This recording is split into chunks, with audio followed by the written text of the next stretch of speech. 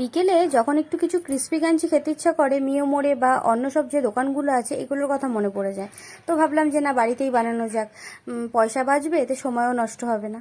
তো দেখো এখানে আমি প্রথমে একটা বড় সাইজের আলু নিয়ে নিয়েছি, আলুটাকে লম্বা লম্বা করে কেটে নিয়েছি। তো তারপরে দেখো এখানে কিছু অংশগুলো মানে সাইডগুলো ফেলে দিয়েছি আমি।